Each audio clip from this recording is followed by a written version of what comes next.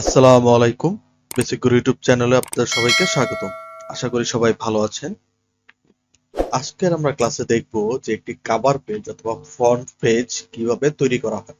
এখন সাধারণত এই ধরনের কাজ আমরা ফটোশপ দিয়ে করে থাকি, বাট আমরা চাইলে মাইক্রোসফট ওয়ার্ড দিয়ে এই যে ডিজাইনটা আছে এই ডিজাইনটা আমরা করতে পারি।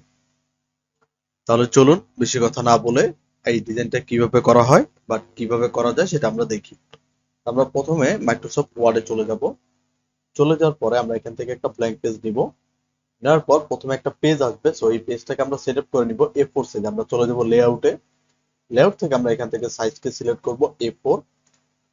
এটার যে ওরিয়েন্টেশন আছে সেটা আমাদের 480 থাকবে এবং মার্জিন থাকবে ন্যারো, অথবা আমরা চাইলে মার্জিন রাখতে পারি, ঠিক আছে, না রাখতে পারি। মার্জিনে যাব, কাস্টম মার্জিনে যাব।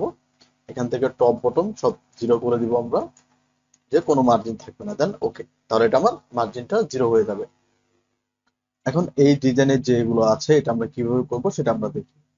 তাহলে প্রথমে আমরা ইনসার্টে চলে যাব। ইনসার্টে চলে যাওয়ার পরে এখান থেকে আমরা নিব শেপ। শেপ থেকে আমরা এখান থেকে রেক্টেঙ্গেল শেপটাকে সিলেক্ট করব। দেন আমরা এখান থেকে ক্লিক করে শেপটাকে ধরে টান দিব। আমরা এটাকে সমান করে বসিয়ে দেই।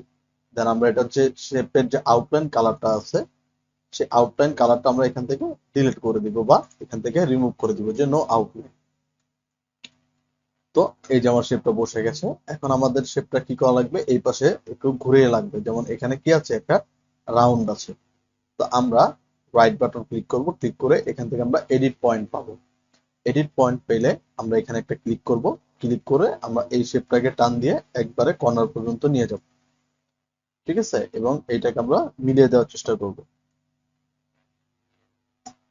তো এখান থেকে আমরা ক্লিক করব, ক্লিক করে এটাকে আমরা রাউন্ড করে দিতে পারবো। আবার এখানে ক্লিক করব, এখানে ক্লিক করে আমরা এটাকেও রাউন্ড করে দিতে পারবো। খুব সুন্দর করে আমরা এটাকে রাউন্ড করে দিব। রাউন্ড করার পরে আমরা যদি এখানে দেখি এটা কি আমার পুরো নিচ পর্যন্ত আসছে, ঠিক আছে, তাহলে আমরা ওটাকে পুরো নিচ পর্যন্ত কাউন্ট করতে পারবো। বাস, এই তো আমার এটা মিলে গেছে। মিলে যাওয়ার পরে এখন আমাদের কি আছে, এটা আমার হলুদ কালার হবে। তাহলে আমি এটাকে সিলেক্ট করলাম, সিলেক্ট করে আমরা চলে গেলাম ফরম্যাটে। ফরম্যাট থেকে শেপ ফিল থেকে আমরা এখান থেকে নিলাম হলুদ কালার, বা আমরা চাইলে এখানে মোর কালারে যাব। মোর কালার থেকে আমরা একটা কালার প্যাটার্নকে চুজ করতে পারবো। তাহলে আমার এই কালারটা সিলেক্ট হয়ে যাবে। এরপরে আমাদের এখানে আছে কি, একটা অ্যাশ কালারের একটা আছে। তাহলে আমি এখান থেকে আবার একটা রেক্টেঙ্গেল শেপ নেবো। ইনসার্ট, ইনসার্ট থেকে শেপ, শেপ থেকে রেক্টেঙ্গেল। দেন রেক্টেঙ্গেল নেওয়ার পরে রেক্টেঙ্গেলটাকে নিব, শেপ, শেপ থেকে রেক্টেঙ্গেল। দেন এখান থেকে আমি ক্লিক করে ধরবো, ধরে এ পর্যন্ত একটা শেপ নেব। ঠিক একই প্রসেসে আমরা এখান থেকে আউটলাইনকে নো করব। দেন এটার উপরে রাইট বাটন ক্লিক, ক্লিক করে আমরা এখান থেকে দিব এডিট পয়েন্ট।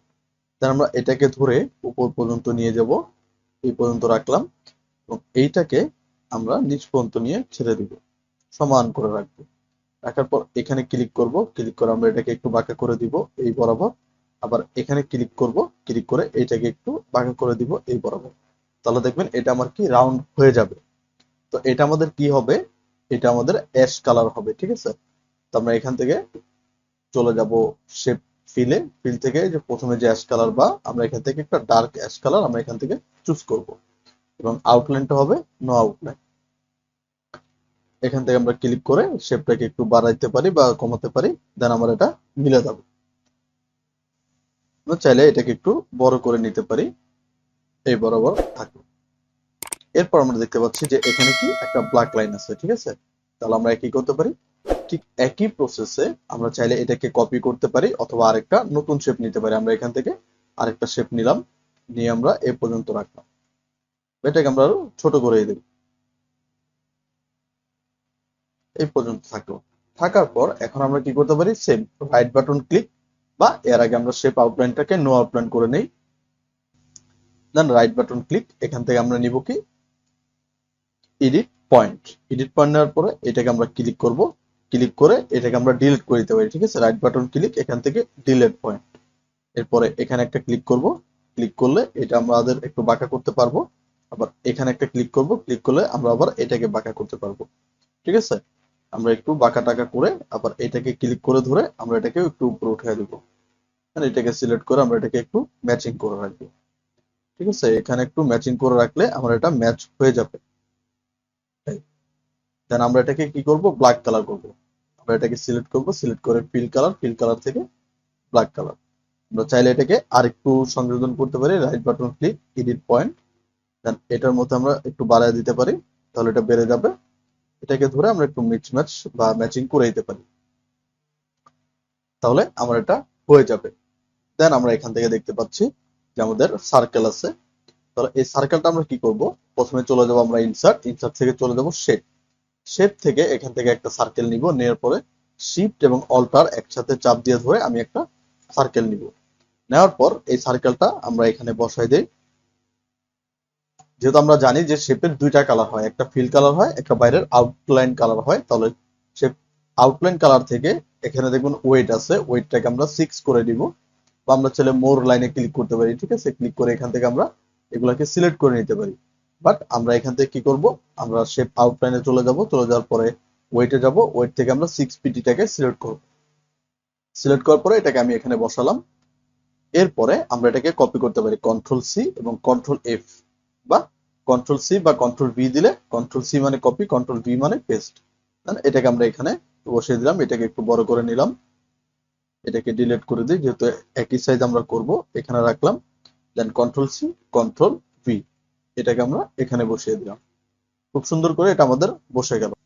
তারপর আমরা কি করব, এটা যে আউটলাইনটা কালার আছে সেই আউটলাইন কালার আমরা এখান থেকে নিব, শেপ ফিল নেওয়ার পরে এই যে এখানে দেখবেন আউটলাইন কালার আছে, যেহেতু এটা আমার ফিল কালার হচ্ছে, তাহলে আমি এখান থেকে যাব শেপ আউটলাইন, দেন এখান থেকে আমি আউটলাইনটাকে হলুদ করে নিব, বা এই যে পিছনের যে কালারটা আছে সেই কালার করে নিব। আবার এইটা সিলেক্ট, দেন আমরা শেপ আউটলাইন, দেন এখান থেকে আমরা এই কালারটাকে চুজ করে নিব। এখন আমাদের কি ভিতরে ছবি বসবে, তাহলে এই শেপটাকে সিলেক্ট করে আমরা চলে যাব ফিল কালার থেকে এখানে চলে যাব আমরা পিকচার। পিকচার থেকে আমরা ফ্রম ফাইল ক্লিক করব, ক্লিক করার পরে আমরা এখান থেকে চলে যাব ডাউনলোডে, দেন আমাদের যে ছবিটা আছে সেটাকে সিলেক্ট করে আমরা ইনসার্ট করব। তাহলে দেখবেন এখানে একটা ছবি ইনসার্ট হয়ে গেছে। দেন একই পদ্ধতিতে আমরা এটাকে সিলেক্ট করব, সিলেক্ট করার পর আমরা এখান থেকে চলে যাব ফিল থেকে then picture, then from a file, then এটাকে সিলেক্ট করে দেন আমরা ইনসার্ট করব। তাহলে এখানেও আমাদের কি একটা ছবি যুক্ত হয়ে যাবে। দেখতে পাচ্ছেন খুব সুন্দর করে আমাদের কি একটা কভার পেজ বা একটা ফ্রন্ট পেজ তৈরি হয়ে গেছে। দেন এখানে আমাদের কিছু লেখা আছে যে প্রপোজাল মার্কেটিং। এরপরে আমরা এখান থেকে নিব ইনসার্ট, ইনসার্ট থেকে আমরা এখান থেকে চলে যাব শেপ থেকে এখান থেকে আমরা কি করতে পারি, টেক্সট বক্সটাকে ইউজ করতে পারি। টেক্সট বক্সটাকে ইউজ করে আমরা এখান থেকে একটা টেক্সট বক্সের লাইন নিব। নেওয়ার পর আমরা এখানে দেখতে পাচ্ছি যে এখানে কি আছে, যে প্রপোজাল মার্কেটিং। তাহলে আমরা এখানে লিখতে পারি PRO, প্রপোজাল মার্কেটিং, মার্কেটিং। তো প্রপোজালটা আমার যেহেতু বড় হবে, আমরা মার্কেটিংটাকে ডিলিট করে দেই, ডিলিট করে প্রপোজালটাকে সিলেক্ট করি, সিলেক্ট করে আমরা চলে যাই হোম থেকে আমরা এই লেখাটাকে সিলেক্ট করি বা বড় করি, বড় করার পরে এটাকে আমরা বোল্ড করে দিব। ঠিক আছে, যে প্রপোজাল, দেন আমরা এটাকে সিলেক্ট করব, সিলেক্ট করে আমরা এটাকে ছোট করব, ছোট করে দেন আমরা এটাকে কি করতে পারি, চলে যাব ফরম্যাটে, এটার ফিল কালার থাকবে নো ফিল এবং আউটলাইন কালার থাকবে নো আউটলাইন। দেন আমরা এই ছবি যে লেখাটা আছে এটাকে আমরা এখানে বসিয়ে দিতে পারি। বসানোর পর এটাকে আমরা কপি করব, এটার যে আউটলাইন আছে এটা select, control C, control V, তাহলে অটোমেটিক ভাবে আমাকে আরেকটা দিবে। দেন এটাকে আমরা পাশাপাশি বসাবো, বসিয়ে এখানে আমরা লিখবো আবার মার্কেটিং, যে marketing.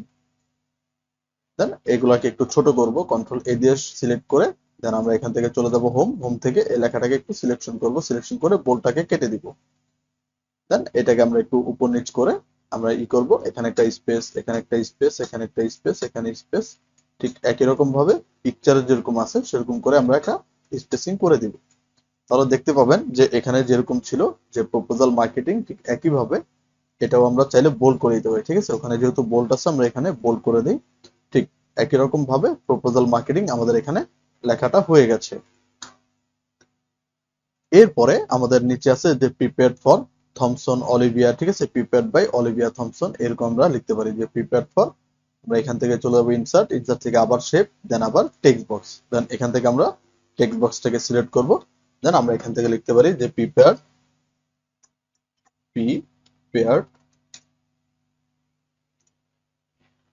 Prepared for Thomson Olivia. ঠিক আছে, prepared for Thomson THOMPSON Thomson, ঠিক আছে। দেন আমরা লিখতে পারি যে থমসন অলিভিয়া, ঠিক আছে, প্রিপেয়ার ফর থমসন অলিভিয়া। দেন আমরা এখান থেকে সিলেক্ট করব, এটাকে ইন্টার দিয়ে নিচে বসিয়ে দিব, যেহেতু বানানটা ভুল হয়েছে অলিভিয়া।